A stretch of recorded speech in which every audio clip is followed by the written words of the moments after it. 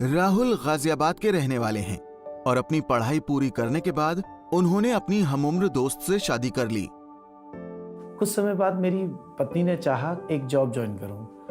वो जॉब में आगे बढ़ने लगी, लेकिन मैंने कुछ टाइम बाद महसूस करा कि उसका ध्यान ज़्यादातर अपने ऑफिस की तरफ बढ़ने लगा है। वो खुदा की बातों से दूर हट रही थी और धीरे धीरे वो दुनियावी बातों की तरफ बढ़ती चली गई।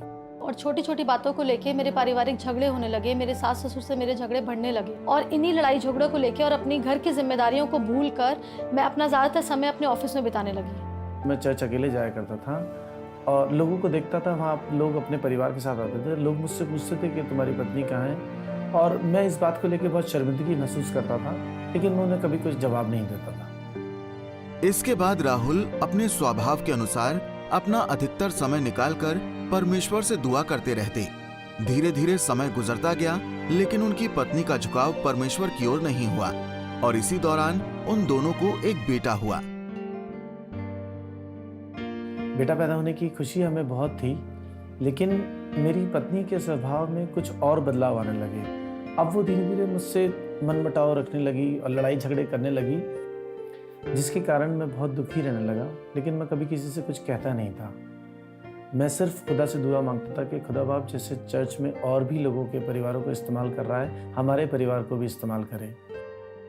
इसी तरह की जिंदगी जीते हुए राहुल और उनकी वाइफ के 10 साल और निकल गए। लेकिन परमेश्वर से मैंने कभी अपनी पत्नी के लिए दुआ मांगना नहीं छोड़ा और मुझे इस बात का पूरा यकीन था कि एक न एक दिन परमेश्वर उसकी ज़िंदगी को बदलेगा।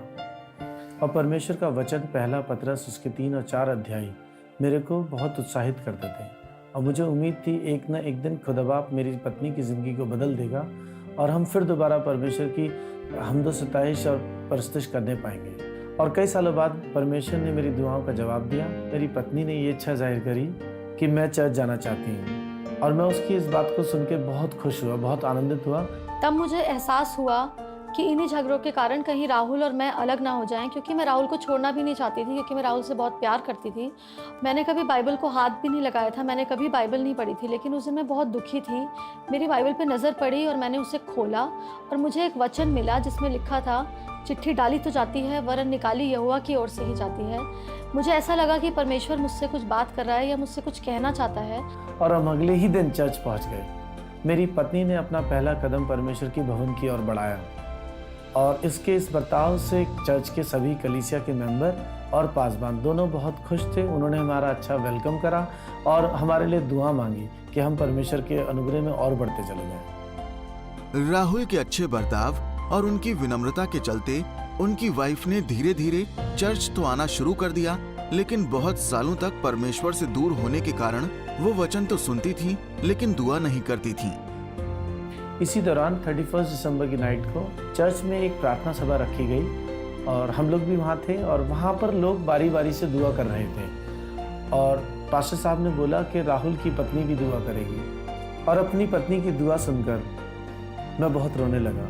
मेरा दिल शुक्रगुजारी से भर गया और मैं परमेश्वर का धन्यवाद करने लगा। और मैं जो दुख में था, तकलीफ में था, जो बोझ में था, उससे बहुत हल्का महसूस करने लगा।